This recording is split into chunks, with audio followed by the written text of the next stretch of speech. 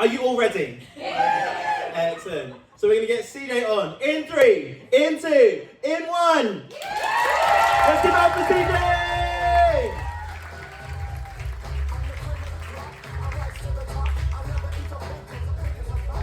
Good evening, Ware. Hello.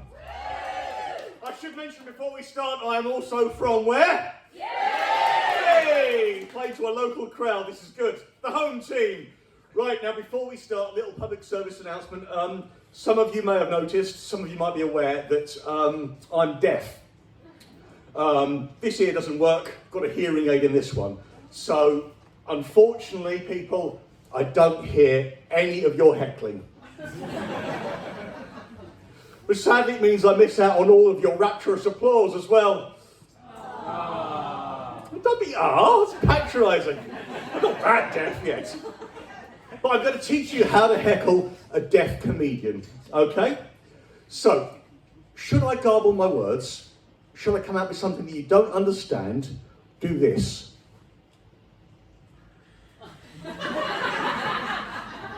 And because repetition is learning, I need you to do this back to me, okay? So ready? Everybody?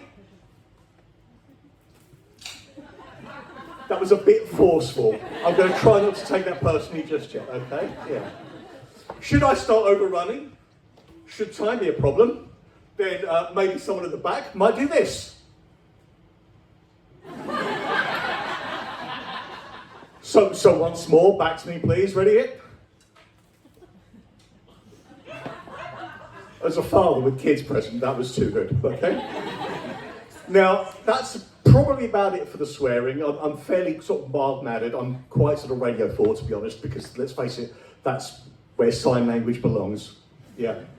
But should I come out with something that is offensive, I need you to signal it to me like this.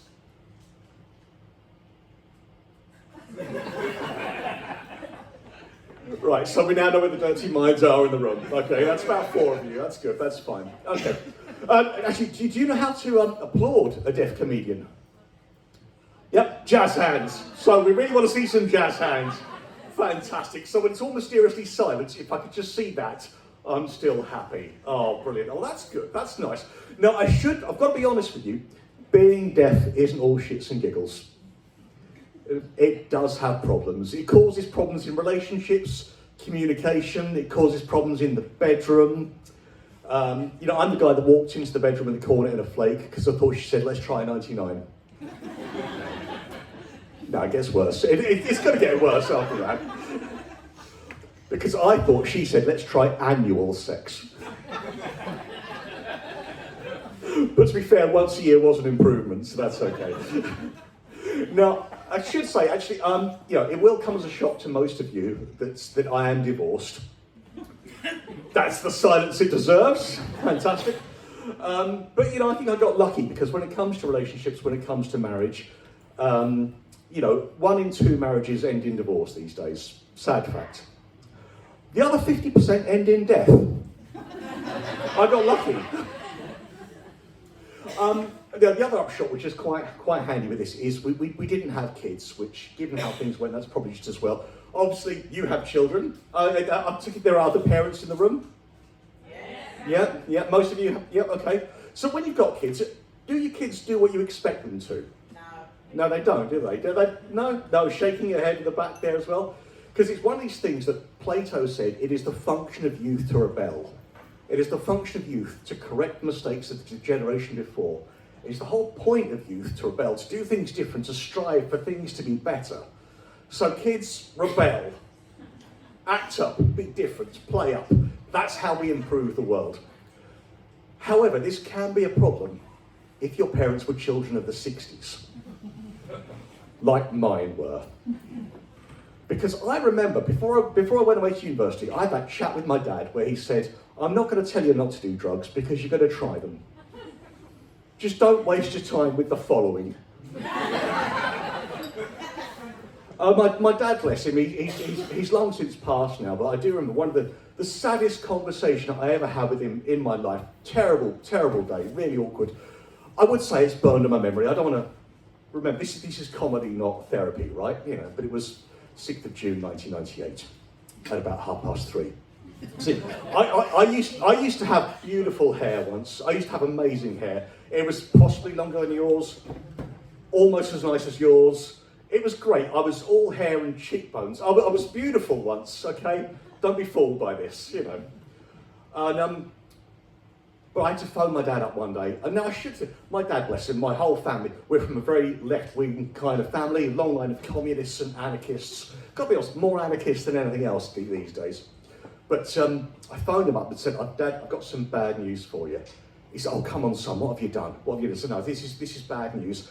You're not going to be happy. In fact, you're probably going to be disappointed, which, as we know, is worse than upset, right? I said, oh, come on, you better sit down. He said, oh, what have you done, son? Have you got somebody pregnant? Are you on crack? Have you voted Tory? Because in our house, that was the escalation of sins, okay? I said, no, Dad, no, I've had my hair cut. He said, what, sort of short, shoulder length, sort of tidied it up? I said, no, I've had it cut, short, respectable short. And I've got a job in a bank. And that was the silence. That was the kind of silence that descended, a sort of missile crisis hush that settled down. But I will never forget what he said to me next. And this is pure truth, not made up for the purposes of comedy, and I wouldn't mention it otherwise. He then said, oh, come on, son, it's just a phase. You don't want to settle down. You don't want a job. Get the band back together. Write some poetry or something. For God's sake, son, you're studying archaeology. You should be a mess. You should have tried some of those drugs I told you not to do. Come on. But I'm pleased to say that after all that time, it's taken a long time. But I am now an archaeologist, which is good, okay? I've been in bands, I've done lots of stuff. I'm now on stage talking nonsense to you guys, you know, and I think you'd be proud. I think you'd be happy with that. So, this is where it's going to lead us next. Okay, so I've mentioned poetry, I've mentioned history, various things like this. Okay, now I've studied a lot of poetry. Naturally, when I was at university, all hair, cheekbones with my goth phrase, I got into various things, various bits of poetry and all that kind of stuff. But tonight, I'm going to try and meld two of my favourite poets for you. And at this point, I am going to grab the guitar, so panic a little bit, because I'm going to need you to sing too. That's a kind of stealthy, kind of dangerous hush. You ever heard deaf comedians sing? Neither have I.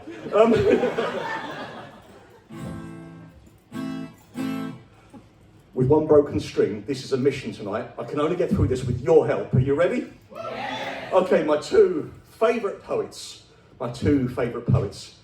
are Eminem and Alan Bennett.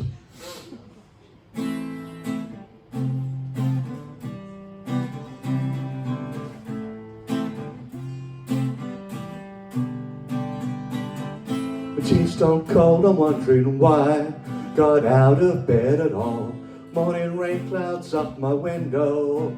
I can't sleep at all. Even if I could, it would all be great. Got your picture on my wall. It reminds me that it's not so bad. It's not so bad. And we're doing it again. And those of you that know the words of singing, okay, thank you for doing it in the first bit. Tea's stone cold, I'm wondering why got out of bed at all. Morning rain clouds up my window. I can't see it all.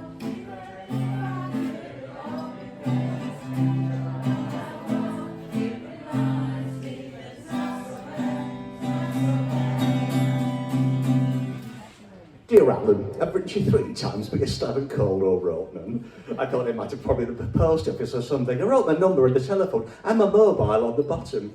Anyway, I heard about your Uncle Ronnie. I had a problem too. A friend of mine killed himself over a young man that didn't want him. Anyway, come back to me. I'm a total hack. I've even got all of your stuff. I'm a complete nerd. Even the shit that you did with Thora Heard.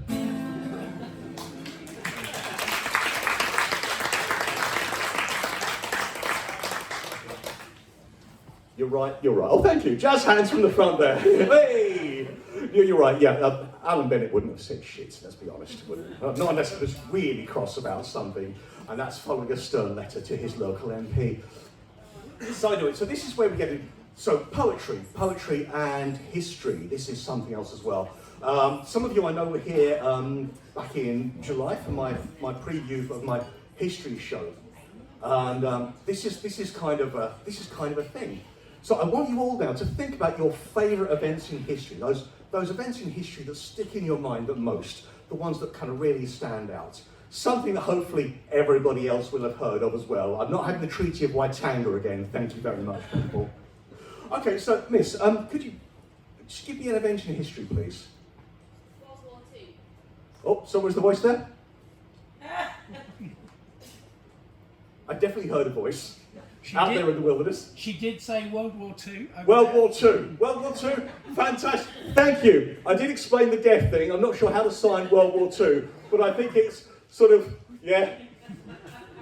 Thank you, cheers. World War II, through the medium of poetry, and with about 6 minutes to go. Okay, right here. So I'm going to tell you all about World War II through the medium of poetry now, okay? Fantastic. Following World War I, there was arguments about roles. Which country owed people to which, and arguments over telegraph poles. Germany, therefore, felt hard done by, but after all, many of them did die. Too, this was the way it went, but unfortunately it caused much firmament and problems, therefore, within the people, and it ruins perhaps some of their dreams. And in times of depression, in times of war, people turn to extremes. And this is the point where causes get hazy, because they all started voting for a party called the Nazis.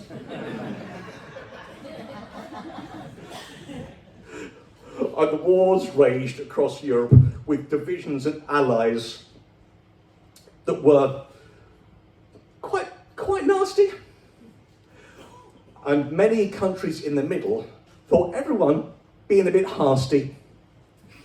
There's going to be a few of these dodgy rhymes as we go through, okay? Yeah.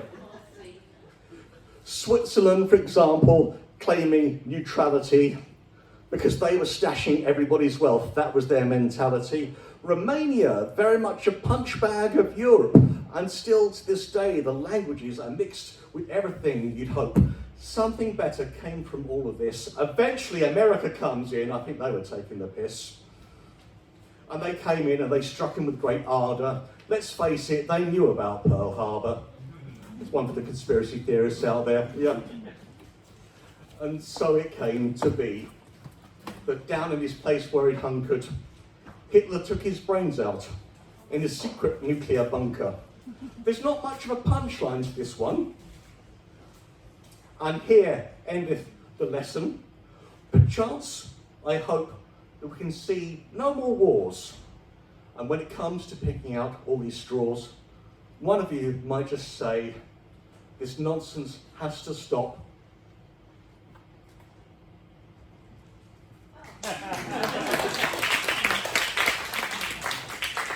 Sometimes it doesn't rhyme. That's modern poetry for you. So okay, so that one may have been a bit wrong. But we're going to do something with this. We're going to improve this. Now I have studied, say, many poets. Two that need mentioning are Dylan Thomas and Lord Byron. Okay, fantastic, amazing, wonderful poets. Terrible, terrible people. Lord Byron, with his clubbed foot, as apparently his exhumed body has now proven, shagging around Europe, allegedly bisexual, but only evidence of him sleeping with a young Turkish man once, which seems to me like, oh, I've tried it, not too keen, you know. But, amazing, amazing poetry. We all know she walks in beauty like a night of cloudless climes and starry skies, and all that's best of dark and bright meet in her beauty and in her eyes. The most quoted poem in Valentine's cards anywhere. He also came out with stuff like, remember thee, I doubt it not, thy husband too should think of thee, though false to him but fiend to me. He's taking the moral high ground despite being an adulterer. That's kind of where we're coming from. But he also comes out with stuff like when we two parted. When we two parted, in silence and tears, half broken hearted to sever for years, they know not I knew thee who knew thee too well, long shall I rue thee too deeply to tell. And it finishes with a stanza, and how shall I greet thee after long years, but in silence and tears. He's really genuinely heartbroken about a relationship that's broken up. It's just a real shame it was with his sister.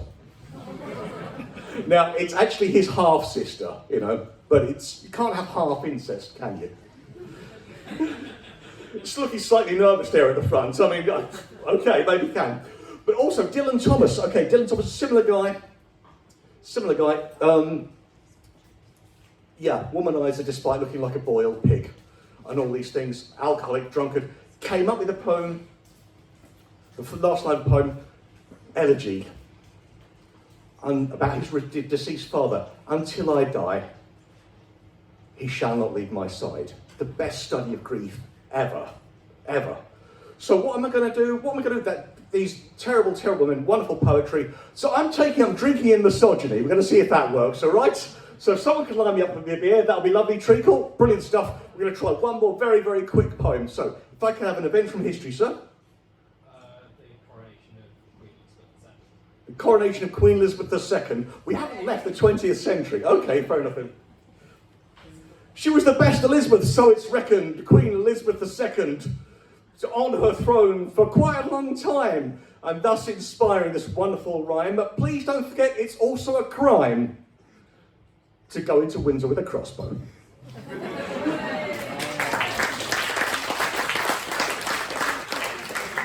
Now, I'm going to very, very quickly finish up with a tribute to another poet who needs a mention, David Bowie. Do we have any Bowie fans in? Yes. Shit. Okay, this is my Bowie tribute. Okay, just close your eyes, pretend he's still with us.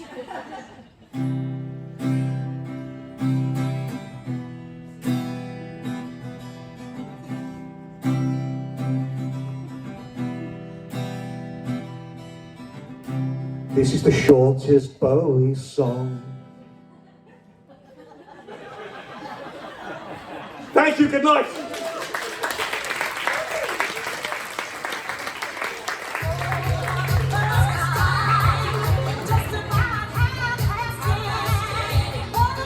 One more time for CJ! Yeah! I really hope it's raining men. Honestly, this weekend it would be absolutely wonderful. It would be great. I think we should find out a little bit about you, my friends, our vocal cheerleader.